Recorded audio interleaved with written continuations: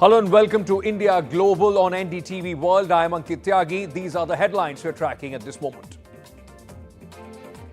Prime Minister Modi's island diplomacy. Prime Minister on a two-day visit to Mauritius. Traditional Geet Gawai welcome for the Prime Minister. He also meets the President of Mauritius. Says Mauritius a key partner in Indian Ocean. Big attack on Pakistan passenger train. Baluch militants open fire, claim 100 hostages. Pakistan security forces, doctors on board the train, which was going from Quetta to Peshawar.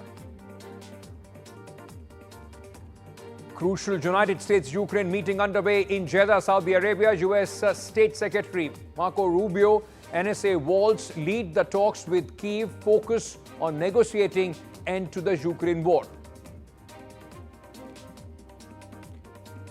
Alpine announce Khushmani as reserve driver for Formula One. Khushmani, Alpine Formula One team test driver.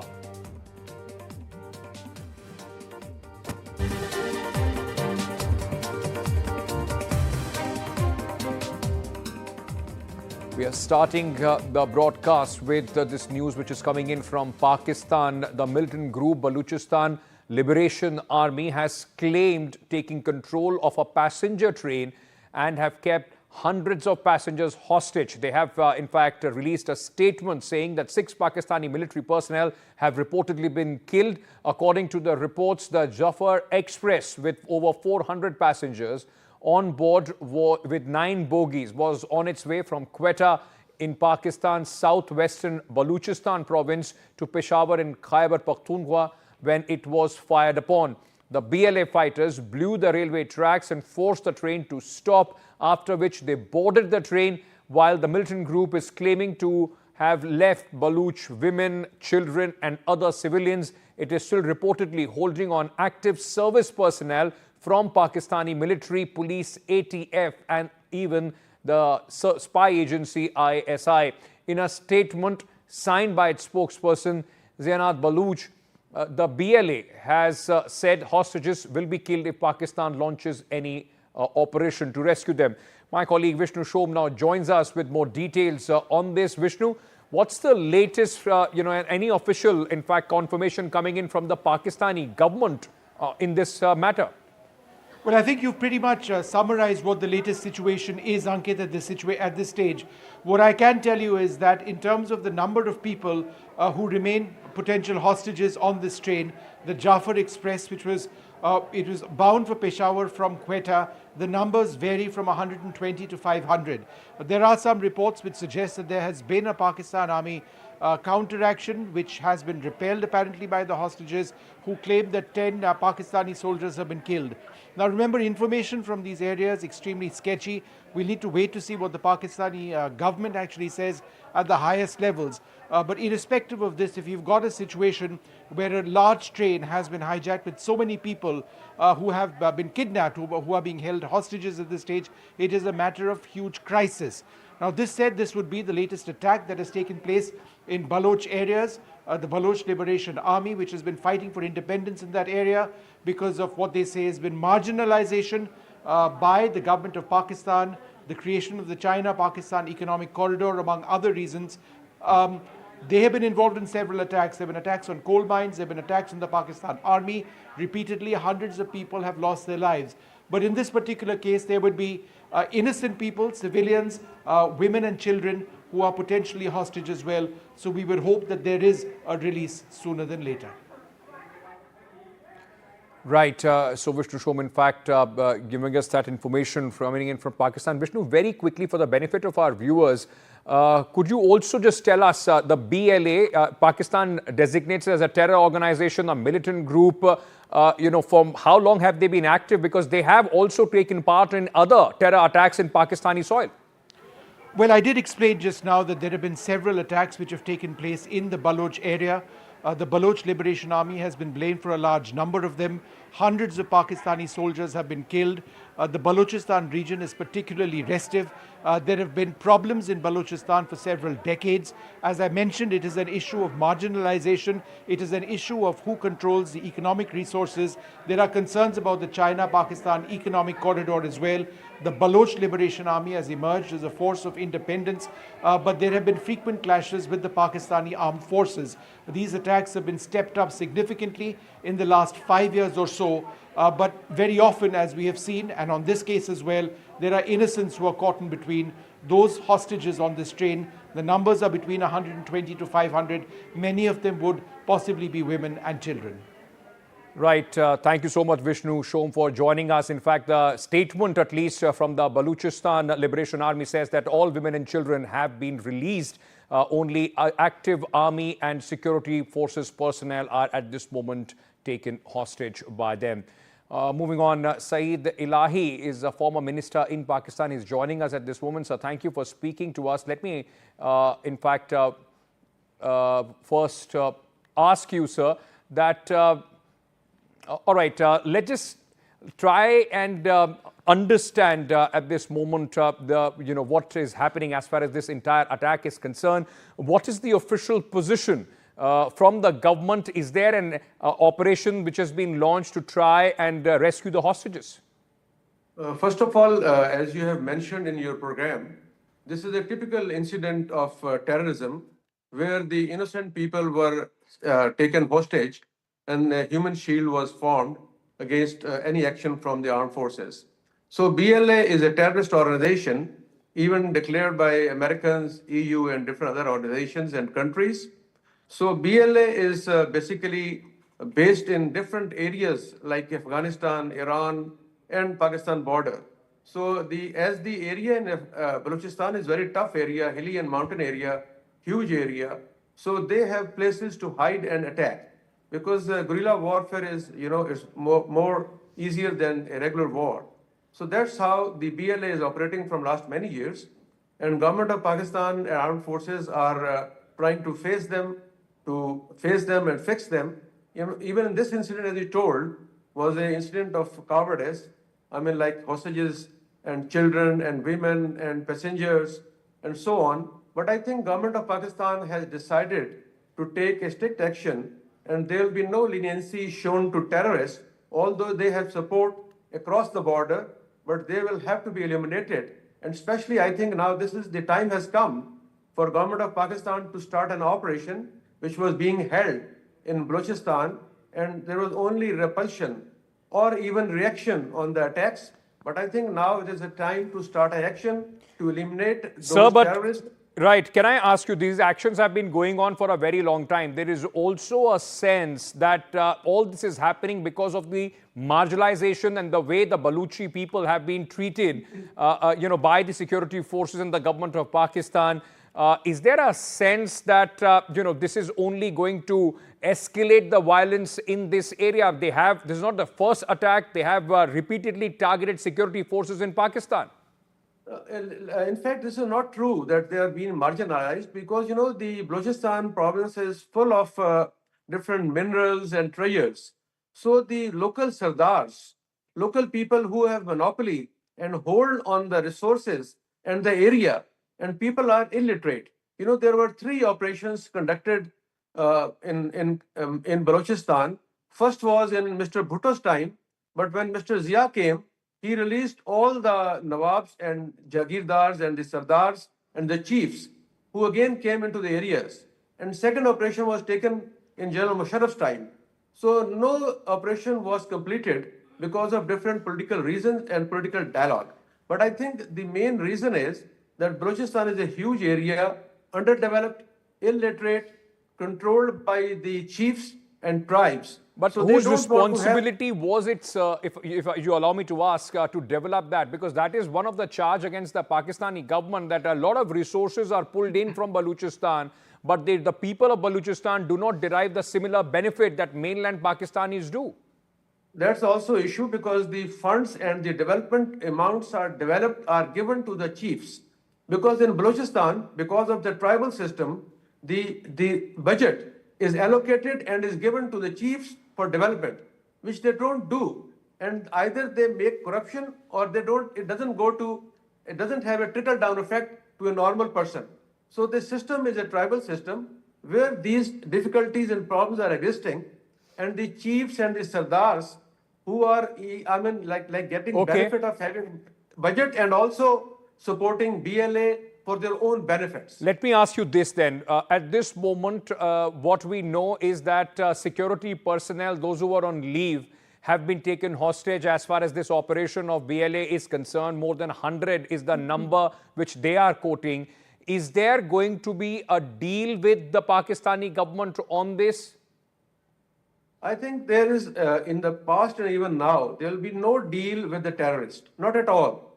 And they have to be eliminated, they will be eliminated, because the same way we are retaliating on the Afghan border, where all terrorist organizations of the world, ISIS, Daesh, all are based in Afghanistan, and Pakistan is the only country who is facing terrorism and trying to control them and hold them so they do not spread all over the world.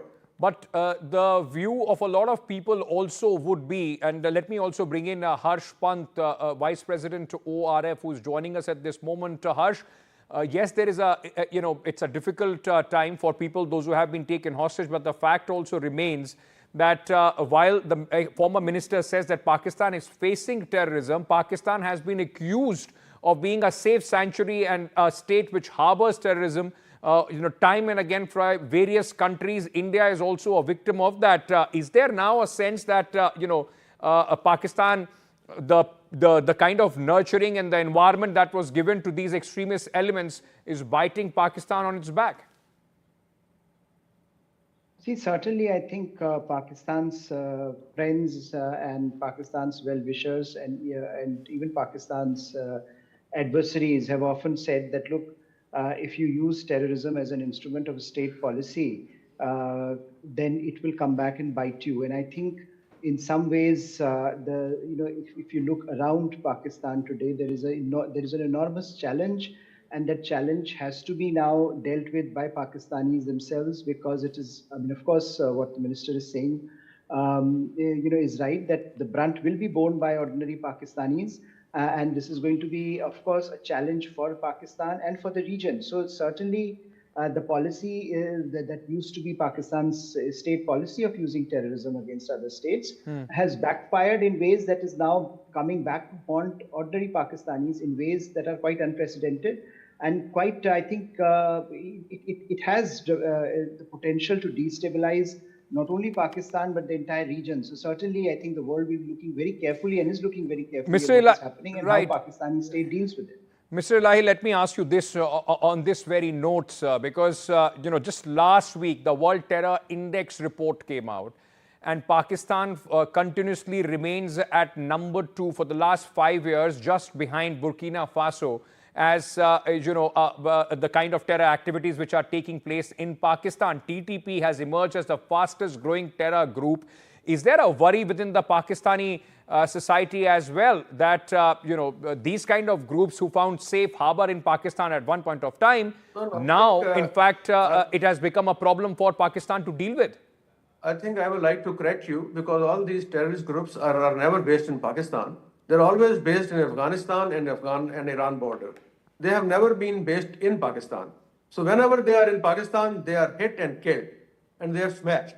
That's why even now, from last many months, Pakistani army and forces are fighting against terrorists on the Afghan border, and they are not being allowed to enter into Pakistan. And another thing I want to tell you, my friend, that even in Balochistan, the whole terrorism network was developed by a raw officer who is still in jail in Pakistan, Mr. Kalboshan. So they had 400 or 500 people arrested with him. So these are, Pakistan is a victim. And if you say that we have centuries, that was wrong. Because we have already and always been fighting against terrorism. Just the Indian government accusing Pakistan of very well documented fact, not only from India, but across the globe, including USA and in the United Nations as well, where groups like TTP, LET, all of them have found their base in Pakistan. The problem I is think- that Pakistan's, entire modus, the military, complex of Pakistan using terrorism as a state policy, that now seems to have been completely exploding in Pakistan's face, and possibly a rework in its policies need to be seen if Pakistan wants peace within its own border. But I thank you for joining me at this moment. Thanks also to Harsh for being with us at this moment. Moving on, ladies and gentlemen, to Mauritius, where Prime Minister Narendra Modi is on a two-day visit to the island nation. Prime Minister also met the President of Mauritius in Port Louis. He also paid homage to, in fact, Mauritius' founding father.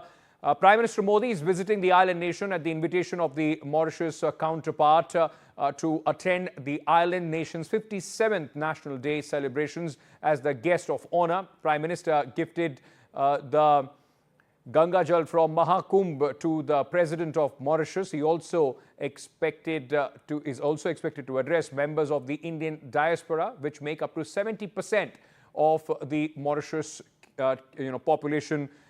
Remember, they trace their roots to India.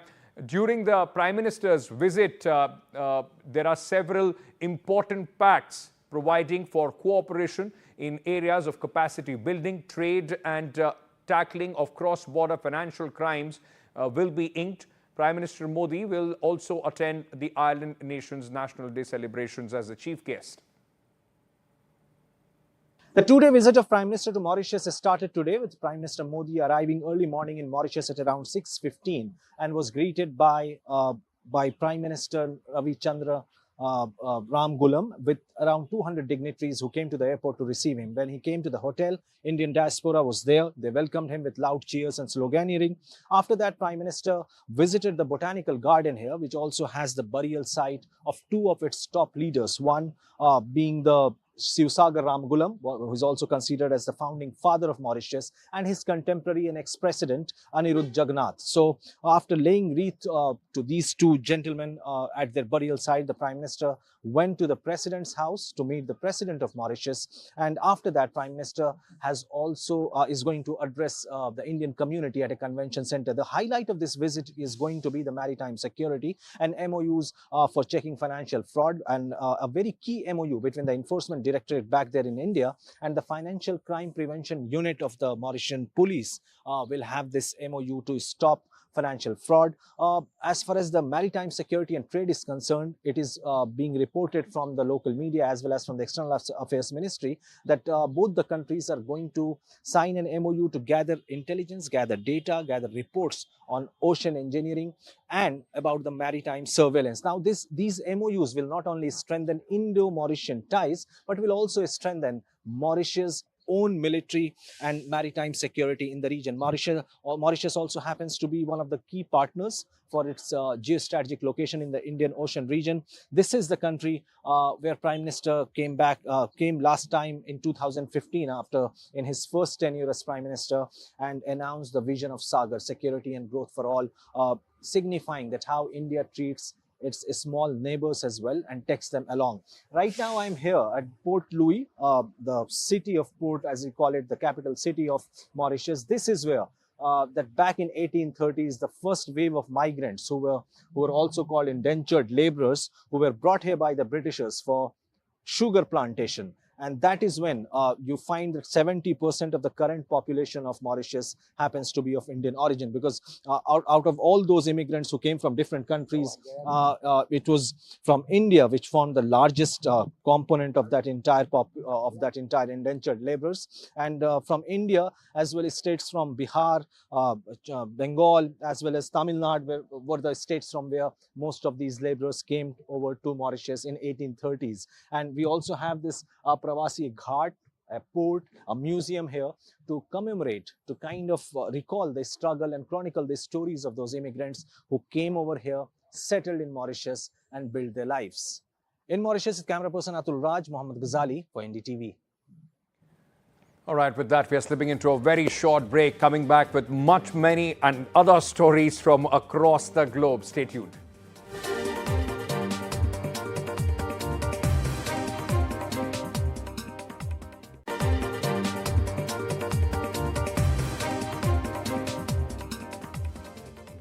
Welcome back. The interim government of Bangladesh is set to introduce a new law aimed at recovering funds laundered from the country. Chief Advisor Mohammad Yunus had urged for an expedited effort to reclaim billions of dollars which were laundered through the banking system and other illicit channels.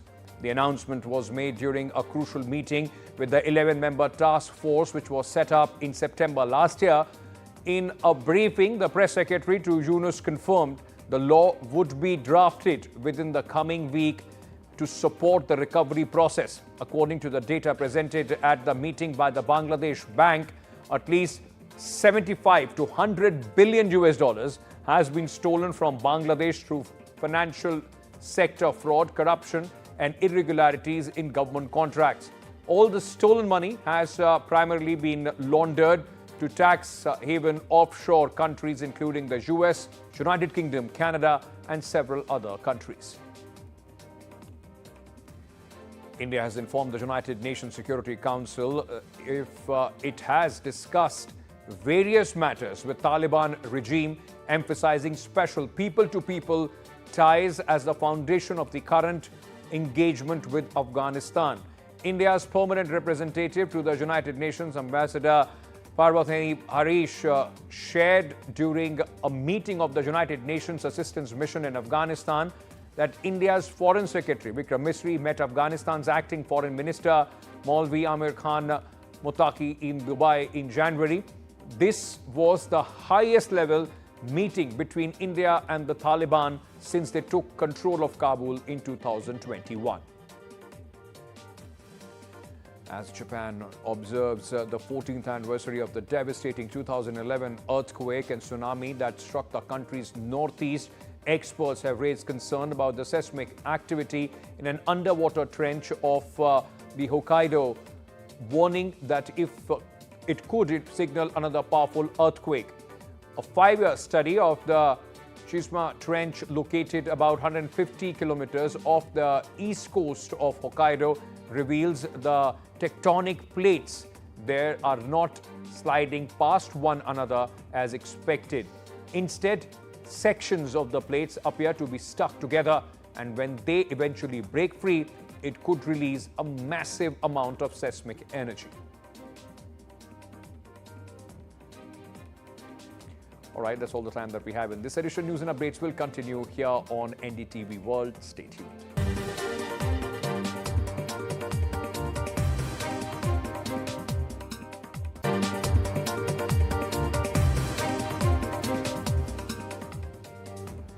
Ten days since the dramatic Oval Office clash that upended United States-Ukraine ties, meeting between top officials from both sides is now underway in Jeddah, Saudi Arabia.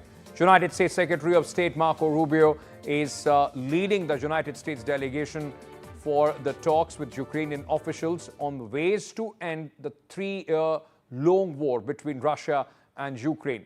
Saudi Arabia's National Security Advisor and Foreign Minister sat at the head of the table. United States Secretary of State Marco Rubio is sitting next to National Security Advisor of United States Mike Waltz. On the Ukrainian side, top aide of President Volodymyr Zelensky, among others. In fact, Ukrainian President Zelensky is in Saudi Arabia. He arrived on Monday for talks with Saudi Crown Prince Mohammed bin Salman, but is not part of the talks with United States officials. All right, let me at this moment bring in my guest to discuss this further. Can this possibly be the light at the end of the tunnel? How difficult are these negotiations going to be? Professor Andrew Latham, author and Professor of International Relations at the Macalester College in the United States, is joining us at this moment. Olena Trigger, former Director, Ministry of Economic Development and Trade of Ukraine, is also with us. Thank you so much to both of you for speaking to us. Professor Latham, let me understand this from you. First talks with Russia, then with Ukraine, both separately, and that too after the dramatic showdown that took place in White House between the head of the states of America and Ukraine. How hopeful are you as far as these talks are concerned?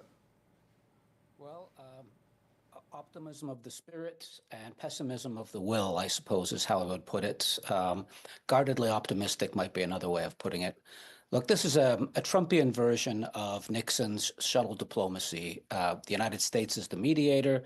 It's clear that these two parties, Russia and Ukraine, can't be in the same room at the moment talking about these things. So whereas in the 70s, Nixon and Kissinger were flying all over the place. Now they have everybody flying to Riyadh or Jeddah to have these discussions. Necessary first step. Having said that, though, and the idea here is to find out where the red lines are, what Russia, last month, Ukraine today, are willing to concede, and where their red lines are, what they're not willing to concede, and see if there's some overlap there, which would be the foundations for the context within which one might negotiate in the short term a ceasefire, but in the longer term, some kind of frozen conflict. So that's where we are. I think, though, and just to wrap this up very quickly, there are real differences between what Russia wants and what Ukraine is willing to accept. And I don't see an easy way forward on this. Yeah. You know, while Russia and Ukraine may find it hard to be on the same table at this moment to try and discuss any sort of long-term peace or stability solutions, but the relations between Ukraine and United States have also taken a dramatic turn under President Donald Trump. Should this also be seen as some sort of thaw between that relationship, at least a working relationship in which Ukraine and United States can agree on the way forward? Well, there's two things going on here. One of which is that President Trump really sees President Zelensky as the problem here, as the impediment to any kind of peace. Not saying he's right, but that's the way he sees it. And so he's put a full court press on, pausing military aid, suspending intelligence sharing. He really wants to twist Zelensky's arm to get him to the table. The bigger picture is, under Trump, the U.S. wants out of Europe. And to get out of Europe, it needs to solve this, end this war, first of all. The U.S. under Trump wants to disentangle itself from Europe. The Europeans can look after European security, and it wants to use an overused term, pivot, not to the Middle East, because they want out of there as well, but to the Indo-Pacific and to deal with the challenge of China. And so if you really want to focus your resources, time, energy, attention, and military, soft power, hard power resources on China, you got to get out of Europe, and you got to get out of the Middle East. Olena, let me ask you this. Given the tension between what recently transpired between Donald Trump and President Zelensky, the military aid has been stopped from the United States. Is there a sense that Ukraine is being pushed in a corner to come onto this table, and that may not yield the kind of results that possibly any other peace negotiation could have seen? Well, absolutely. The pressure is enormous, and U.S. has been the biggest military partner of Ukraine. And this sudden turn, of course, was shocking for everybody in Ukraine, including Zelensky, as you can witness from his meeting in the White House. However, Ukraine has options because only 1/3 of assistance comes from the U.S. Ukraine also provides its own weapons, makes its own weapons. The other third is made in Europe. So Ukraine is looking for options right now and trying to demonstrate to U.S. that we are still partners and we both want peace. Definitely, Ukraine is not in position to completely move away from U.S. at this point. Does this, conversation which is taking place at this moment in Jeddah, Olena, does it pave the way for possible future, conversations, or at least Ukraine, Russia, and United States sitting together on a negotiating table, or is that a very long way ahead? We think it is a much longer way ahead. However, we think that today's meeting will be good for Ukraine. We think that we will be able to reestablish dialogue with the United States, and from there we will move forward. Basically, sooner or later, Trump will understand that Putin is making up some conditions which can never be fulfilled on purpose, so that there will be no peace. because he's not genuinely interested in peace. And Ukraine needs just to wait and be patient to see this moment happening for Trump. This is what the common opinion here in Ukraine is. Professor Latham, let me ask you this then, because at least on the face of it, the president of Ukraine, Mr. Zelensky, has also said that he wants lasting peace. So has Vladimir Putin in Russia. Do you believe both these sides are truly ready for peace talks, or it is just a strategic maneuver right now to try and gain some sort of tactical advantage? I think, unfortunately, Ukraine is on the back foot here. It's running out of options. President Zelensky has already said he's willing to concede some territory, not formally and legally, but in the short to medium term. He's already kind of given up on the NATO membership thing, which was never going to happen anyway, because NATO membership rules say if you have disputed borders, you can't join NATO. That was always a non-starter. But he does want some security guarantees, right, which the Europeans, the French and the British in particular, have said that they're willing to provide. But President Putin is absolutely opposed to that, and he has said that explicitly over the last 48 hours. He's not going to put up with any British and French boots in Ukraine as a kind of security backstop. I don't see an easy way forward here. Having said that, though, having the U.S. trying to broker and try to figure out where the common territory might be, I think is a good thing. Otherwise, this war goes on for a very long time. And I would just point out that in the last 48 hours, the Kursk salient, if I can put it that way, using World War II language, is about to be pinched off by the Russians. The Ukrainian forces in Kursk are about to be surrounded, and they're going to have to surrender. And that's another huge setback. Having said that, though, the largest drone strike on Moscow in this war was conducted just before these talks started. So on the one hand, I think both sides want some kind of peace on their own terms. On the other hand, they're willing to escalate in the short term. And it's not clear to me that the U.S. has the soft power resources to bring these guys to the table and come up with some kind of durable solution. When they're exhausted, when both sides are exhausted, we'll have peace. But until then, unfortunately, more bloodshed. Olena, and this is something that at least a lot of experts in America keep speaking about, that there is this potential with Europe still backing military aid to Ukraine, that is having a counter effect on any attempts of peace. Is that a worry in Ukraine, that not just Russia, with the influence that United States has, or at least the closeness that we have seen, the recent closeness of Russia and United States with the leadership speaking to each other, United States could put pressure on the European allies of Ukraine as well? Well, yes, but they will not bend to this pressure, because let's not twist the narrative here. It's not the two sides fighting. If it was just so simple that two sides fighting, let's withdraw weapons and assistance from both of them and the war will stop. It's not like this, because there is one side which is victim, Ukraine, and there is aggressor, Russia. And Russia wants to keep going, wants to keep destroying Ukraine. And therefore Europe understands it. And this is why Europe is now trying to gain its so-called strategic autonomy, which they were promising for many years now without actually acting on it. Very quickly, I was reading some statements made by not only the current Prime Minister of Britain, but also the former Prime Minister Rishi Sunak, where they were expecting the losses of the war to be paid by Russia in helping rebuild Ukraine and the other losses that the allies have incurred. Is that going to be a principal position, Olena, in these peace talks as well? I'm sure that this will be one of the points that they will discuss, the 300 billion euro, which is in Europe. This money should go to rebuild Ukraine. Probably they will discuss some compromise.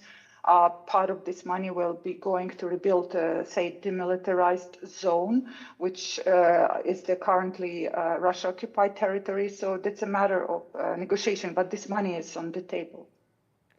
All right, Professor Latham, let me ask you then, in conclusion, this also seems at a time, possibly post-World War II, where America seems to be standing closer to Russia than with their European allies. Do you see a long-term impact of whatever is happening at this moment under President Donald Trump, not just on the relationship between the United States and Ukraine, but also between the United States and their European allies?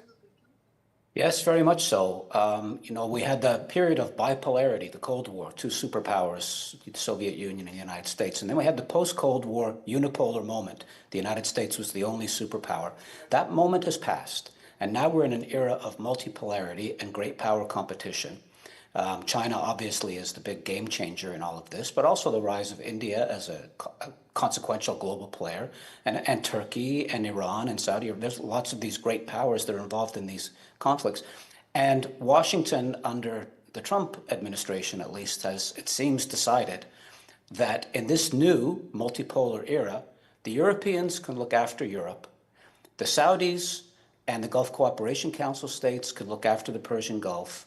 But the real challenge to American interests lies in the Indo-Pacific, which is why we saw President Trump not just cozying up to Putin, but cozying up to Modi recently as well, when Modi was in town in Washington. So it's a different game all of a sudden. The U.S. wants out of the European security business, as far as I can tell. It wants out of the Middle East. And it wants to focus on the Indo-Pacific and the Western Hemisphere as well, which is why we have all this talk about Greenland and Canada and Panama Canal and all the rest of that. This is not 1991 and it's not 1949. This is 2025. And however inelegantly this administration articulates its grand strategy, that's where its reflexes are. Right. We are hoping, I mean, of course, for the sake of the people of Ukraine, those who are at the receiving end of this aggression, and also for this war which is going on for the last 3 years, that there is some semblance of peace, at least some ceasefire between both the countries, and these talks are fruitful at this moment. Thank you so much to both my guests for joining me on this discussion. Moving on, ladies and gentlemen, Elon Musk has alleged the massive cyber attack that targeted his social media platform X, formerly known as Twitter, had digital traces originating from Ukraine. Mr. Musk, in an interview with Fox News, said, and I'm quoting him here, "We are not sure exactly what happened, but there was massive cyber attack to try to bring down the X system with IP addresses originating in the Ukraine area," unquote. The report explains more details. Billionaire entrepreneur Elon Musk has alleged that the massive cyber attack that targeted his social media platform X had digital traces originating from Ukraine. On Monday, thousands of X users from across the globe reported widespread outages. According to Down Detector, a site that tracks service disruptions, nearly 40,000 users were unable to access X for extended periods. Musk has attributed the outages to a big cyber attack and said that X gets attacked every day. However, he's offered no evidence to support the claim that it was the work of a country or a large coordinated group. Cybersecurity experts caution that attributing an attack based on IP addresses alone is unreliable, as attackers can easily mask their locations. This is not the first time the X owner has blamed cyber attacks for outages on the platform. Last year, he attributed a similar outage to an attack. Many experts are saying this is amongst the longest X outages, and the pattern is consistent with a denial of service attack. Such an attack is usually an attempt to take a website offline by overwhelming it with internet traffic. With Vishal Vivek, Bureau Report, NDTV World.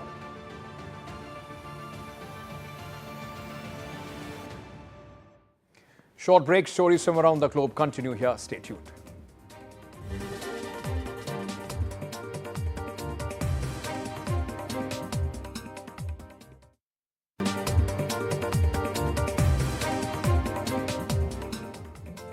In the wake of a dramatic sell-off in United States stocks, European markets showed resilience on Tuesday after S&P 500 plunged nearly 3% on Monday. Investors' concerns over Donald Trump's tariffs sent shockwaves across global markets. Trump's remarks about transition period in the economy alongside fears of a potential recession spooked investors, especially in the tech sector. Tesla and Nvidia were both among the hardest hit, with shares tumbling sharply. While United States market reeled, European major indices opened largely unchanged. The FTSE 100 dropped slightly, while Germany's DAX and France's CAC 40 saw modest gains as traders looked for stability amidst the turbulence. Analysts warned the uncertainty surrounding Trump's trade policies and their potential to slow economic growth was keeping the investors on the edge. Despite this, Trump's economic advisors, including Kevin Hassett, attempted to calm nerves, insisting the long-term outlook remained strong. Yet the cloud of uncertainty looms large as markets brace for unprecedented fallout of the ongoing tariff wars between United States and some other countries. Let me go across this moment and discuss this further with Mithali Nikore, global economist who is joining us at this moment. Mithali, thank you for speaking to us. Let me ask you this. In wake of the massive sell-off in United States stock, how do you explain the relative resilience that European markets have shown? Because even in India, things are not looking that green. First of all, thanks a lot for having me on your program. And, we've been discussing this for a while, haven't we? What is actually going on? And, let's decode what's going on. So I think when you look at the mind of an investor today, they want to park their funds in markets which offer the maximum stability as opposed to the maximum returns. Typically when we look at the investor mindset, they are looking for diversification, and typically they are looking for, a few stocks, a few markets where they can get high returns, even if it's high risk, and complementing that with stability. But today, investors are flocking to stability. And that's why you see European markets are actually doing much better. Another set of markets that's doing much better is the Japanese markets, and yen-denominated stocks are actually doing quite well. And, they're getting in a massive inflow of global equity funds.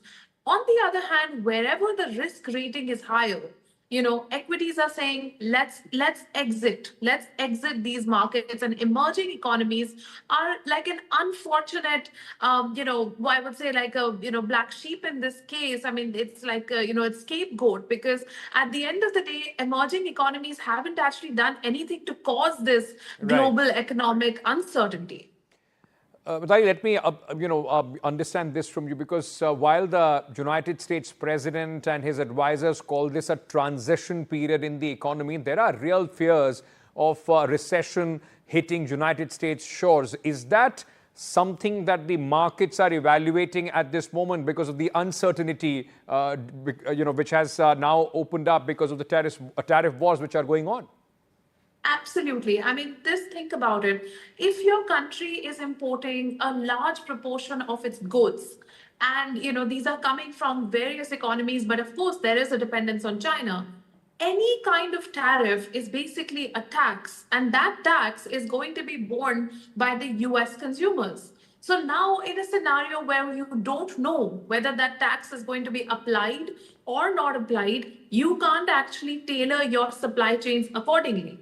And as a result, it's causing a huge amount of uncertainty. If it was, said that, okay, this tariff is going to apply from this date and there's going to be no change, even then, your supply chains can be tailored accordingly, and you can find different sources for imports or for, the goods you need. But in this case, the uncertainty is what is driving the markets away from US-denominated stocks. I think it was a matter of time for us to see when would this bloodbath hit the US markets, and it's doing so now. Can I also then understand from you what specific actions could policymakers take to stabilize investor confidence, in these turbulent times? I think the most important action is something that we may not see, which is policy certainty, right? I mean, in this administration that we're seeing in the US, they seem to be thriving on policy uncertainty. So the one thing that, economies need to grow and economies and markets need to thrive is policy certainty. So I think at this point in time, it's very critical for US lawmakers and US policymakers to say, this is our policy on tariffs. Even if there's a policy saying there's going to be a tariff, there should at least be certainty that that's the policy that's going to be followed for the foreseeable future. Mithali Nikore, thank you so much for speaking to us on this very, very important topic, which is impacting United States, Europe, India, across the globe, a ripple effect of what Donald Trump is doing at this moment. Moving on. Airtel has announced an agreement with Elon Musk SpaceX to bring Starlink high-speed internet services to its consumers in India. This is the first agreement to be signed in India, which is subject to SpaceX receiving its own authorizations to sell Starlink in India. Airtel, in a statement, said the agreement will enable Airtel and SpaceX to further explore how Starlink could complement and expand Airtel's offerings, and how Airtel's expertise in the Indian market could complement SpaceX direct offerings to consumers and the businesses. Airtel and SpaceX will explore offering Starlink equipment in Airtel retail store, Starlink services via Airtel to business customers, and opportunities to connect communities, schools and health centers, among many others, in even the most rural parts of the country. The Indian telecom giant has said this comes after Prime Minister Modi met SpaceX chief Elon Musk last month during his historic visit to Washington, D.C. Now, BWT Alpine Formula One team has announced their academy driver, India's Kush Mani, as their test and reserve driver for the 2025 season. This makes him the only Alpine F1 reserve driver actively competing in Formula 2 Championship, where he will be racing for the Dam Lucas Oil. Mani's announcement marks the end of a 13-year hiatus for an Indian talent to be part of an F1 motorsporting team.